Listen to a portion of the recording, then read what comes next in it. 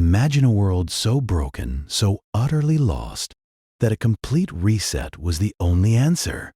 What if every single thing you knew, every structure, every living being was wiped away by an unstoppable force of nature, orchestrated by something far beyond human comprehension? For centuries, this question has haunted humanity, echoing through ancient texts and whispered legends. We're not just talking about a heavy rainstorm. We're delving into one of the most powerful, enduring narratives ever told. The story of a great flood, a divine judgment, and one family chosen to restart the world. This isn't just a tale from an old book. It's a story that has shaped cultures, ignited debates, and forced generations to confront the very essence of good, evil, and our place in the universe. Today, we're going to pull back the layers of myth and history to understand why this cataclysmic event, as recounted in the book of Genesis, remains so profoundly relevant, even thousands of years later. Our journey begins not with a whisper, but with a roar, a divine lament over a world teetering on the brink of utter moral collapse. The Genesis account paints a stark picture. Humanity had fallen, not just a little bit, but so deeply into corruption and violence that the Creator themselves looked upon their handiwork with profound regret. The Bible tells us, "The Lord saw how great the wickedness of the human race had become on the earth, and that every inclination of the thoughts of the human heart was only evil all the time." Think about that for a moment. Only evil all the time. It's a chilling assessment, suggesting a society beyond repair, a moral infection so pervasive it threatened to consume everything. This wasn't a snap decision. It was a devastating conclusion drawn from observation. The original purpose of creation, a world of order, beauty, and harmonious life, had been utterly perverted. The very fabric of society was torn by injustice, brutality, and disregard for life itself. And so, a monumental, terrifying decision was made to cleanse the earth, to wipe the slate clean, to destroy all living things that breathed the breath of life. It's a concept that shakes us to our core, confronting us with the ultimate consequences of unchecked human depravity. But amidst this looming destruction, a flicker of hope, a solitary beacon of righteousness, remained. His name was Noah. In a world defined by its wickedness, Noah found favor in the eyes of God. He was described as a righteous man, blameless among the people of his time, and he walked faithfully with God. What did this mean? It meant that Noah lived differently. While others pursued their selfish desires and embraced violence, Noah maintained integrity, respect, and a deep connection to his Creator. He wasn't perfect, no human is, but his heart was aligned with what was good and just. It was this singular distinction that would change everything, not just for Noah and his family, but for the entire trajectory of life on earth. Imagine being handed a task that sounds utterly insane. You're living your life, perhaps farming, perhaps raising your family, when suddenly you receive an instruction that defies all logic and scale. For Noah, this instruction was to build a colossal vessel, an ark of unprecedented size and design, to house his family and every species of land animal on earth. It was a project that would consume his life, his resources, and surely attract the ridicule of everyone around him. The divine blueprint was incredibly detailed, a ship 300 cubits long, 50 cubits wide, and 30 cubits high. For context, if a cubit is roughly 18 inches, we're talking about a vessel around 450 feet long, 75 feet wide, and 45 feet high. That's like a modern cargo ship. Built entirely out of gopher wood, sealed with pitch both inside and out. It had 3 decks, a single door on the side, and a roof opening, or window, near the top.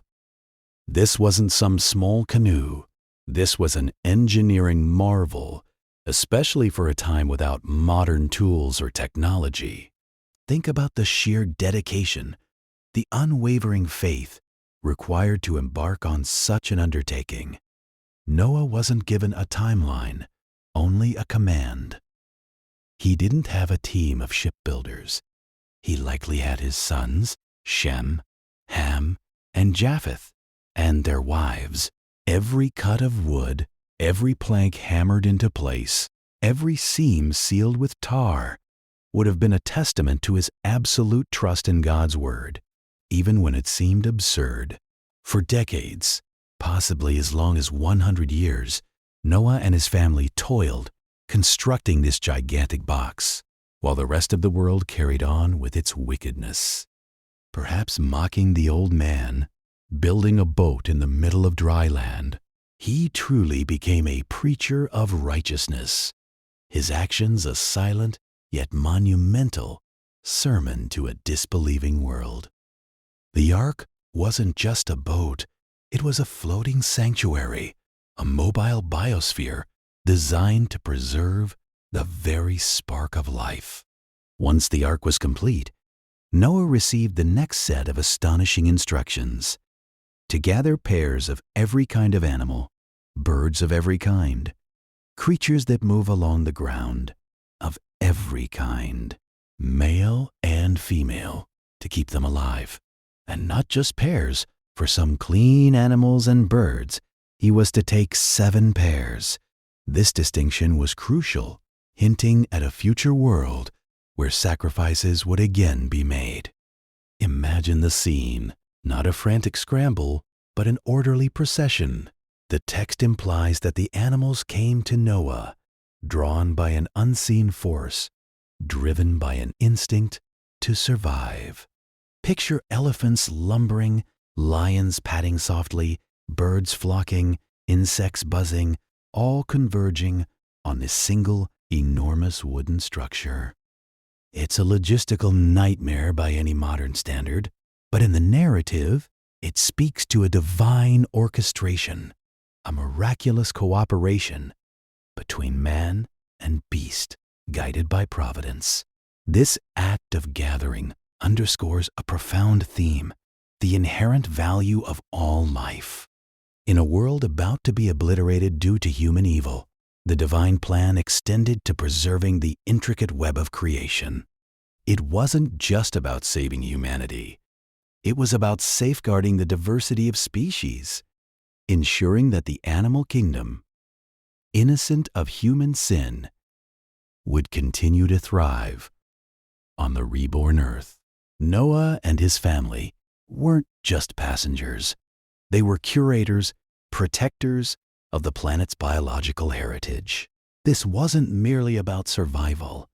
It was about ensuring a future for the entire tapestry of life. Then came the day the doors of the ark were shut, not by human hand, but by God. And then the world broke. The description in Genesis is chillingly vivid. On that day, all the springs of the great deep burst forth, and the floodgates of the heavens were opened. This wasn't just rain. It was a cosmic upheaval. The phrase "springs of the great deep" suggests subterranean waters erupting, tectonic shifts, a violent rearrangement of the Earth's crust. Simultaneously, the heavens opened, not with a drizzle, but with an unrelenting torrent. For 40 days and 40 nights the rain pounded down, an incessant, deafening drumbeat of destruction. Picture the rising waters, first covering the lowlands, then the hills, then the highest mountains under the entire sky. Everything that breathed and lived outside the ark perished. Every human, every animal, every bird, The sheer scale of this destruction is almost impossible to grasp. A world teeming with life, with cities, with forests, with mountains, slowly disappearing beneath a vast, turbulent global ocean. From inside the ark, imagine the sensory experience, the constant roar of the water, the creaking of the massive timbers, the terrified sounds of the animals, and the profound, heavy silence of a world being unmade. It was a time of utter desolation, a period where hope seemed to drown with every passing day. This event serves as the ultimate climax of the story, a powerful, terrifying illustration of divine judgment and the irreversible consequences of human choices.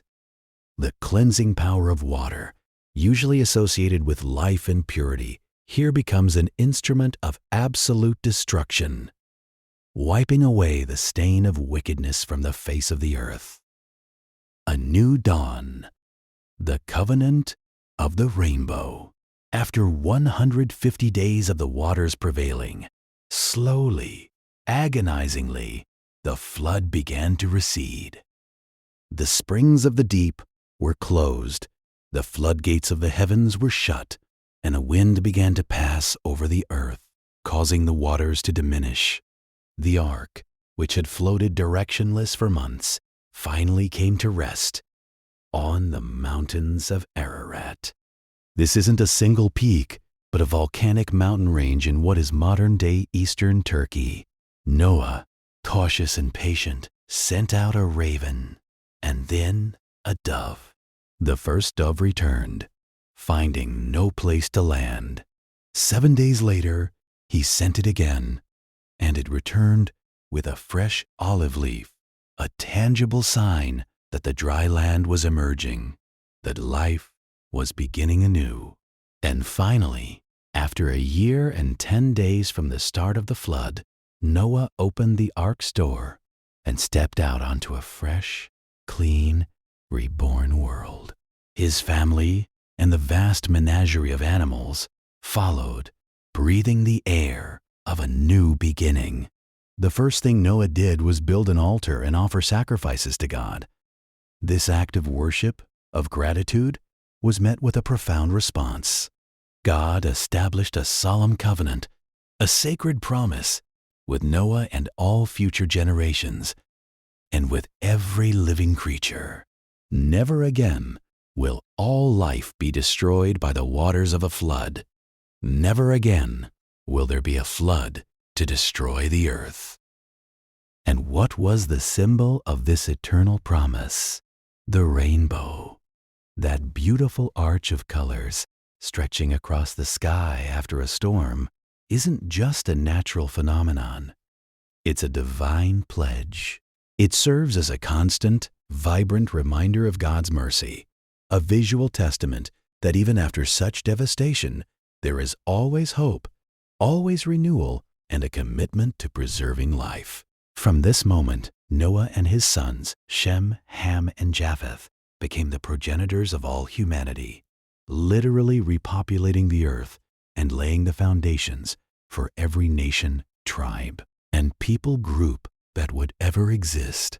The story of Noah's Ark is far more than an ancient tale of a big boat and lots of rain.